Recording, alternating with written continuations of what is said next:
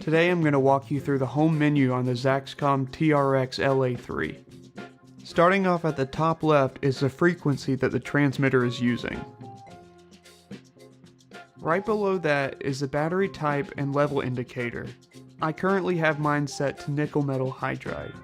At the top right you'll have your transport status. It'll either say stop, L record, record, or play. To record, stop, or play audio from the micro SD card, hold card and select up to record, down to stop, or menu to play.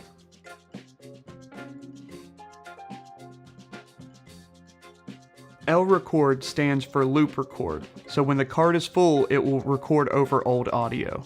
At the very top right you'll see 25, 50, or 100 written down vertically.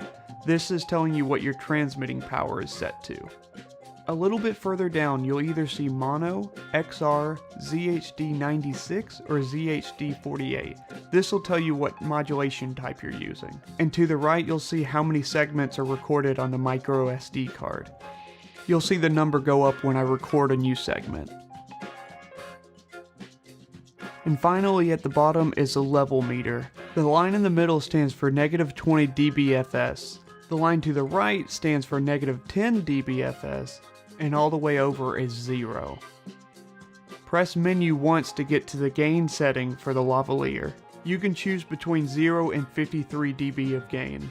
Press menu one more time to get to your frequency page. This page is where you select what frequency your transmitter operates on. Press menu one more time to lock the transmitter.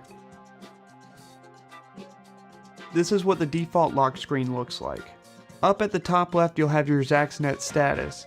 It'll say RX if it's receiving Zaxnet, TX if it's transmitting Zaxnet, or if you have it turned off it'll just tell you the internal recording status.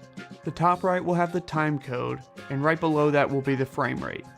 If you have your OLED brightness set to 2, there will only be one character in the middle of the screen.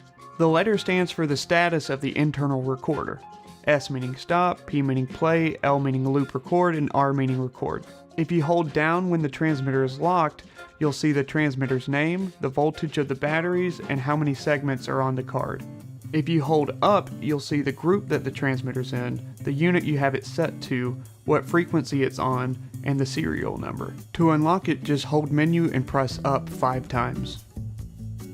If you hold up when it's unlocked, you'll see what group it's in, what unit it's set to, and how much time is left on the card. Hold down and you'll see the time code and the frame rate.